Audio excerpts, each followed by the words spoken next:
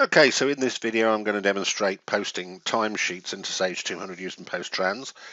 It may be a bit fast for you. If you press the space bar, it will pause the video, and I believe the arrow keys on your keyboard will allow you to go back a few seconds, forward and backwards, so use them.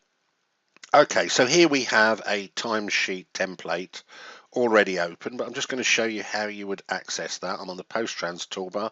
I press help, and in the search box there I can just type time, and that shows me all my examples for timesheets. Indeed, when that opens, you can see here we've got many different worksheets, all with different variations of the same theme. So let's have a look at the structure of this. At the top here we have a header section, and on row 28 PostTrans has a series of tags which denote what's in the column below. Now these tags can easily be added by simply pressing the tags button and just double clicking on a value. Oh, that happened behind there, and you can see we've added a tag to our spreadsheet. So that's where they're all available, and there is actually a training video under Sage 200 menu of our website under training, online training, that explains all this. The tags beginning with PTH can actually be put in the header section. So if I move the works number to the top, I could create a spreadsheet that's always for a particular employee. Okay, so let's post these timesheets. So what I'm going to do, I'm going to press import, and we should be able to see there PostTrans has read the first line. So we're booking to employee 1, job code 20, site visit is the project item, date, quantity 4 hours, and it's looked up the charge and cost rate from Sage 200. So we can see there it's looked up the charge out rate by specifying basic and STD on the spreadsheet. Let's just post that line, and if I'm happy, which I probably would be after using the system after the initial design period, I can click here, don't ask again, and it would just process everything on the spreadsheet. And indeed, if you go to the setup menu under the confirmation tab, you can turn this screen off also. So let's press post. Now the next one actually has a value in the cost and the charge out rate column. These two columns can be deleted, they're not required, but they allow you to override the value you're posting. So if I wanted to, I could put a 0 in there, which would post a 0 cost or charge out rate. If the cell is left blank or is -1, then it will look up the value based on the charge or cost rate.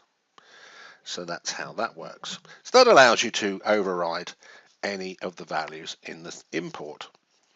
So I'm just going to press post, and I'm just going to tick the don't ask again, and it should now post the other 2 lines. So now we've posted 4 lines into Sage 200. So now we can see the total charge and the total cost was posted to the spreadsheet.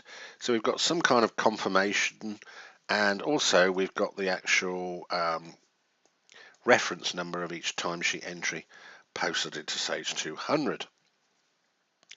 Now I have another spreadsheet here because this was written for a particular customer, and they wanted to import their cost and time from an external like clocking in piece of software, time booking software, and they said, well, we don't have anywhere to put separate BAS and standard rates.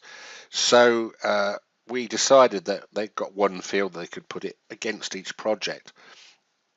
So so this shows you kind of one of the advantages of PostTrans, because basically you can import that STD and basic and then use formula. You see there where it says left 3, and here it says right 3 to pull out the different charge rates from one individual field. So you can put in formulas to manipulate and process the data before importing.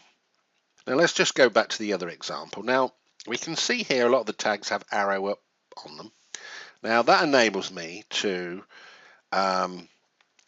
do a search. So if I press space and tab away, PostTrans shows me every option in the search. Now works number actually has to be selected as a works number, but you can see how it works. So If I want to book to project 23, I can put in there 23, and you can see it's filled it in. Again, if I go back and press space, I can see all my live projects there, so I can select project 19, for instance.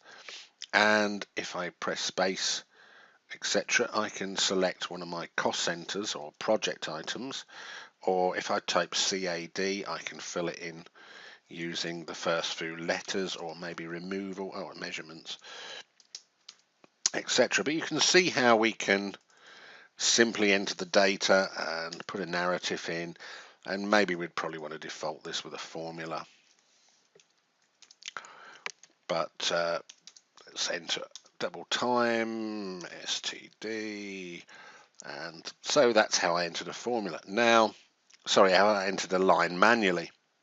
Now, if you were bringing this information in from a CSV file, you can see here it says comma, the code followed by a comma. Now, all PostTrans looks at is actually the bit before the comma. The bit after is put in there for sort of a enhancement for the user to be able to see what that code means.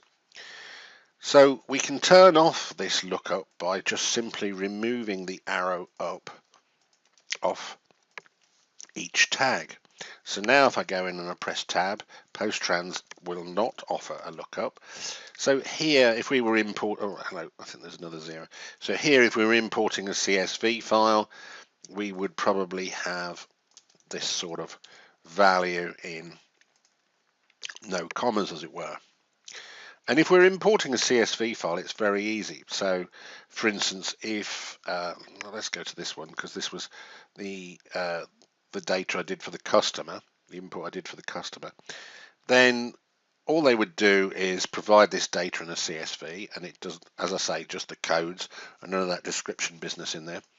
And to set it up to import a CSV file, we simply go into the setup button. Now, I've moved to column C, so I can press this button here, or I could type column C in, and I press OK. And now you can see that's enabled a file button on the toolbar.